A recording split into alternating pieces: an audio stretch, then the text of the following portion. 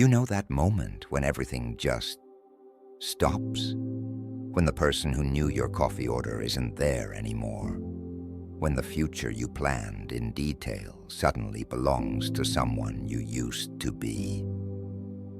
The silence is so loud it echoes. I'm not here to tell you to just have faith or to pretend this doesn't hurt, because it does. And that's actually okay. See, there's this beautiful thing about God that religion sometimes forgets to mention. He doesn't need you to be composed. He doesn't require you to show up with all the answers. The Psalms are literally filled with people screaming at the sky, and God called it worship. Psalm 147 verse 3 says, "He heals the brokenhearted and binds up their wounds." Not, "He heals the people who have it all together." The broken ones. That's his specialty. Right now, you might feel like a boat that lost its anchor, drifting, every wave pushing you further from where you thought you'd be. But here's what I've learned through my own shipwrecks. God never promised us a life without storms.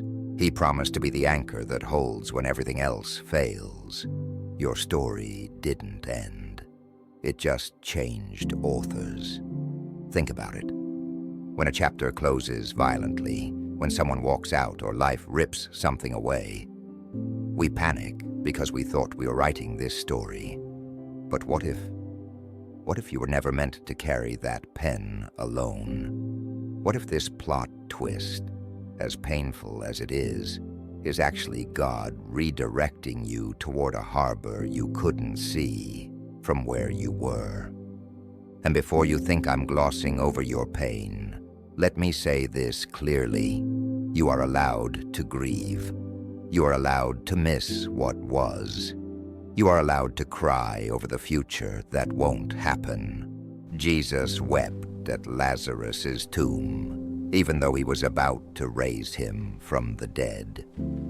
If God, in human form, gave himself permission to feel loss, you absolutely can too. The difference between sinking and floating isn't whether the storm hits you. It's whether you're anchored to something that doesn't move when everything else does. If this message is reaching you right where you are, do me a favor, hit that subscribe button. Not for me, but because you're going to need reminders like this. You're going to need a community that understands that faith and struggle can exist in the same breath. And drop a comment, even if it's just your first name. Let me pray for you. Let this be the moment you stop drifting alone. Now I want to walk you through something. Not a magic formula, not a quick fix, but a prayer of surrender that might just give you the first full breath you've taken in days. Close your eyes if you can. If you're driving or working, just listen.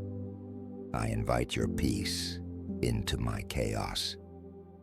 I release the grip I had on how I thought this would go. I confess I don't understand why this happened. I surrender the control I never actually had. I choose to trust the anchor that doesn't shift with my emotions. I let go of the version of tomorrow I was holding on to. I receive the version you're holding for me instead.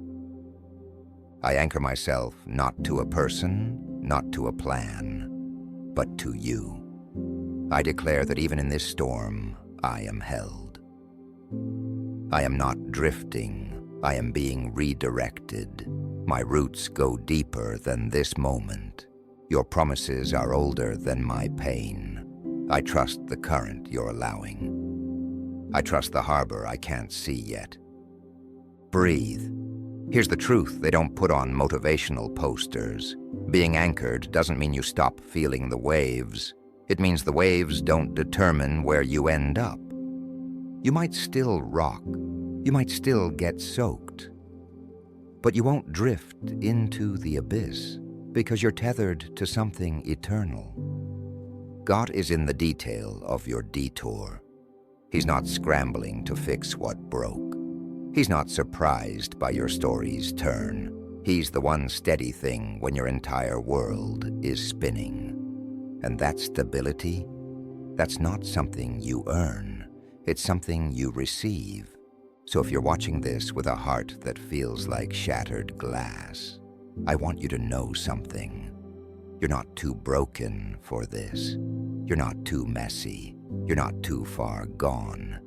You're exactly the kind of person God does his best work with. The ones who finally stop pretending they have it all figured out.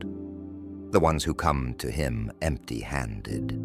Your identity isn't in who stayed or who left. It's not in the relationship that ended or the dream that died. Your identity is in being held by the one who spoke galaxies into existence and still knows your middle name.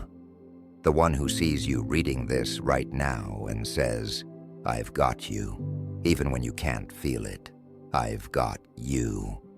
You are anchored, not because you're strong enough to hold on, but because he's faithful enough to hold you. The storm will pass, the fog will clear, and when it does, you'll realize you never drifted as far as you thought. You were held the entire time, soul anchored, heart tended, spirit steady. That's who you are, even on the days you don't feel like it. Especially on those days. If you made it to the end of this, I already know you're stronger than you think. Share this with someone who needs to hear it. And remember, every single time you feel that wave hit, you have an anchor. His name is Jesus, and he doesn't let go.